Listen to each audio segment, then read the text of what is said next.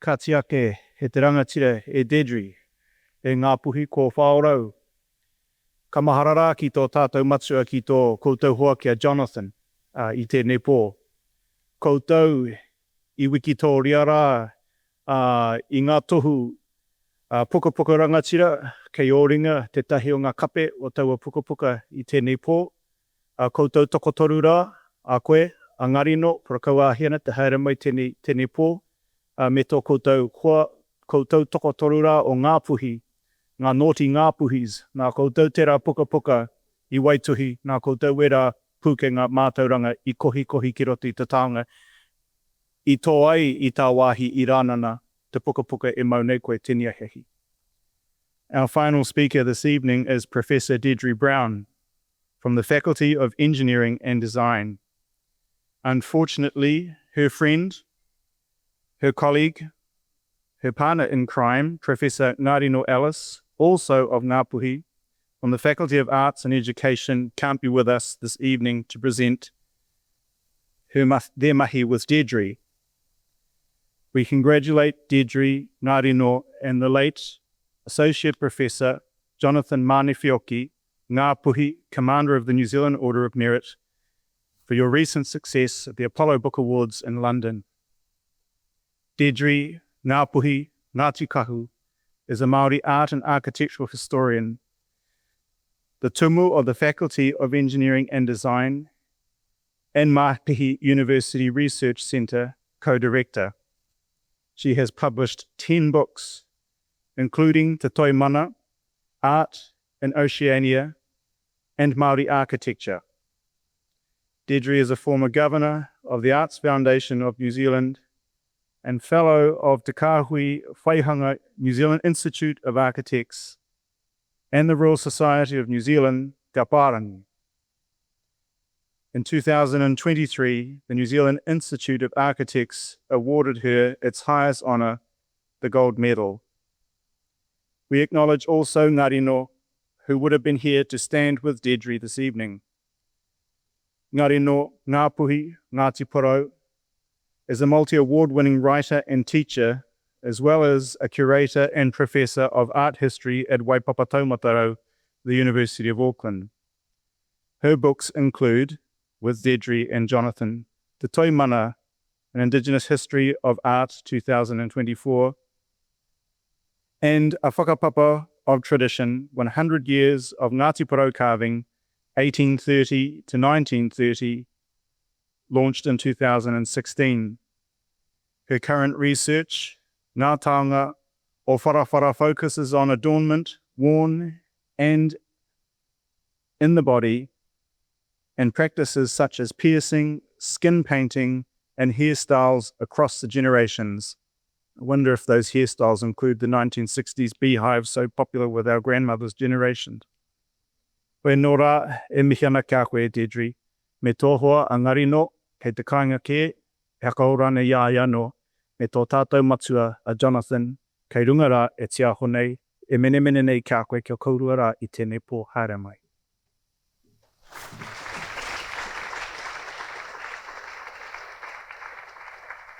I ngā mana, I ngā reo, I ngā iwi o te motu, tēnā koutou katoa. Ko mātātua te waka, ko Ngāpuhi te iwi, ko Ngāti Rehia te hapu, ko Mangaiti te marae, ko Deidre Brown toku ingoa.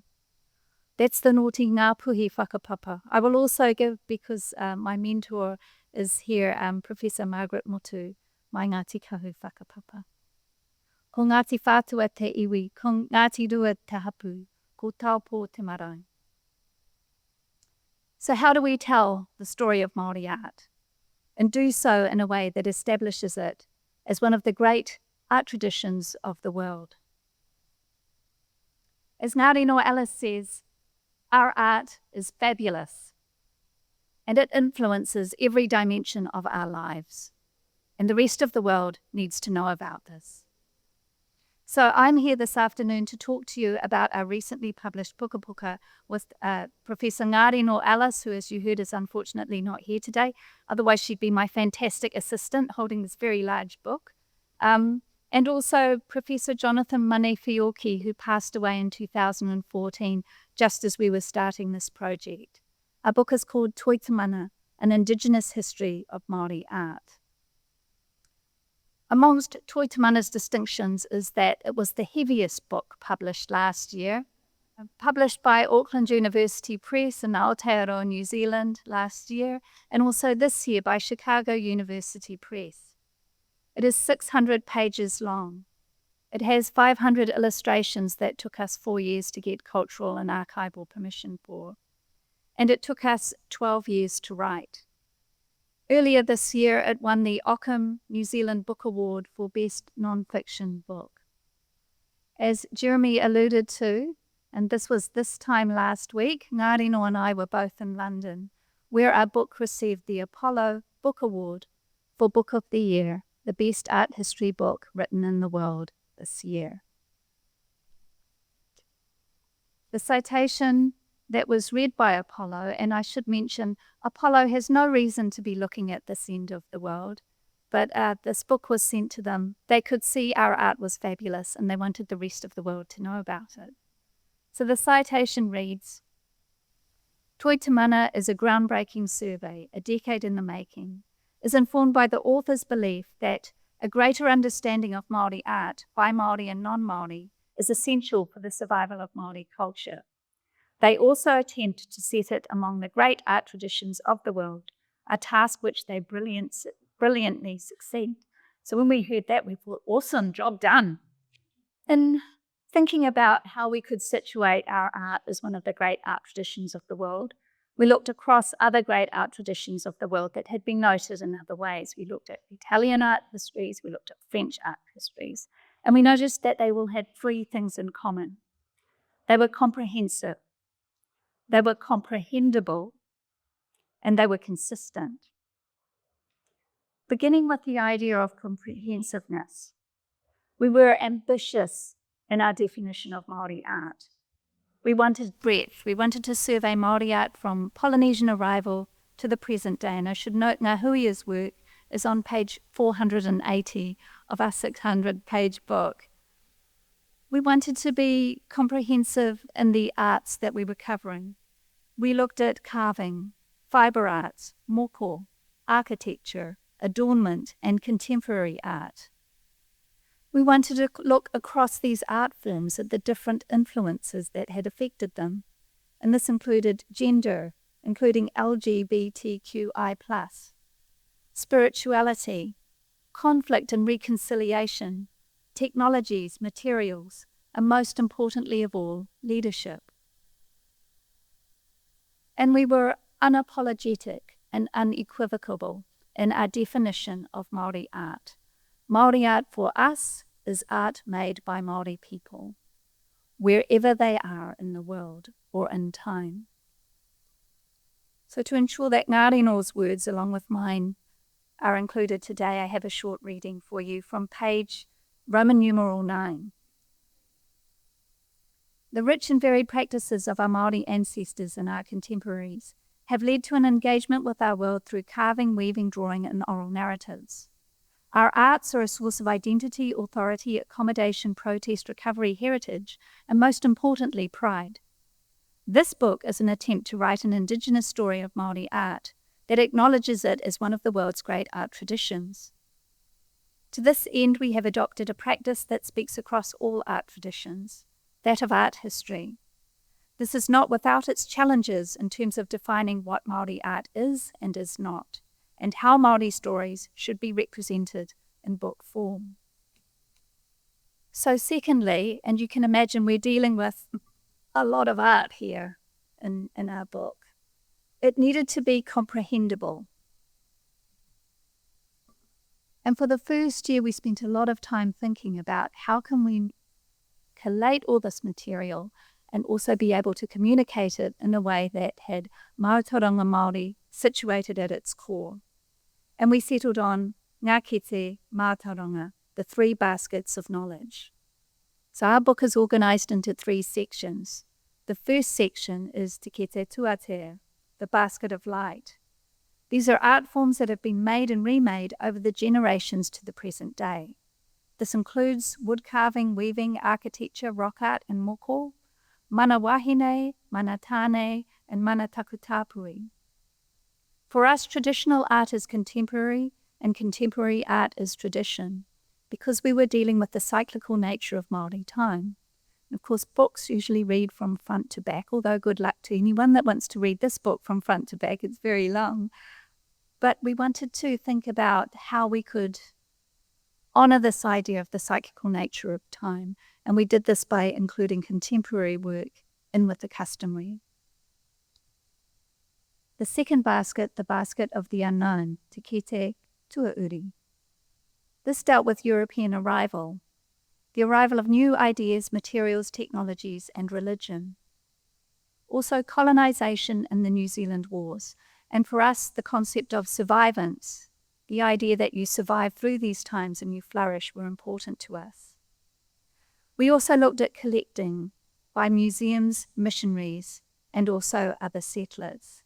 But we didn't want this to be a chapter dominated by European arrival. We also looked towards the arts of utu, which ensured reciprocity between our people and between our iwi. The third basket, the basket of pursuit, is Te Kete Aronui. This looked at contemporary Māori art, beginning with the social reform movements and artistic and architecture movements led by Te Puea Herangi of Waikato Tainui, Sir Apirana Ngata in the School of Māori Arts and Crafts, and Pahu Pōtiki Wiramu Rātana. This was also the place where we had the only chapter that Jonathan was able to complete on modernism. He trained as a Māori modernist painter. He completed about 70% of the chapter, but left me instructions on how to finish his mahi, and I was able to sample other elements of his writing to complete this chapter. Ngarino and I also looked at exhibitions curated here and overseas, and most importantly, Māori art made in Australia and Europe to fit with our kaupapa that Māori art is made by Māori wherever they are. In order to ensure depth within our work, we also wrote 39 text boxes along with our 20 chapters, which provided in-depth examination of artists and topics, ranging from street art to fakes, artists such as Ramai Hayward and Paki Harrison, and everything from clothing to clay workers. And thirdly, to create this history, our work had to be consistent. And what we found across all these art forms and all these influences from Polynesian settlement to the present day were three consistent themes: whakapapa, tikanga, and whenua. Even the most detribalized Māori artist living in another part of the world has whakapapa, and for us that makes their work Māori. Many artists situate their work in tikanga Māori, which binds them to our ancestors. And all art refers to the whenua here, our landscapes. I'd like to finish with a final reading from our book. On page 537, the goal of Toi Te Mana, an Indigenous history of Māori art, has been to show the various ways in which Māori art has transformed and continues to transform Māori people. These are complicated and consistently shifting. Change characterizes Māori art history rather than being an exception. The three kite strategy presented here is one approach we have used to shape our mātauranga to be easily understood. As authors, we want readers to leave the last page thinking about what they can do to continue what we pitched with Jonathan in 2014 as the global domination of Māori art history. We still firmly believe this, and only wish Jonathan was here to see this moment. His whakaaro are infused through the chapters, and we know that he would be happy with what we have achieved here. Whae te iti kahurangi me tū oho koe, he maunga teitei. Seek the treasure that you value most dearly, and if you should bow your head, let it be to a lofty mountain. Kia ora.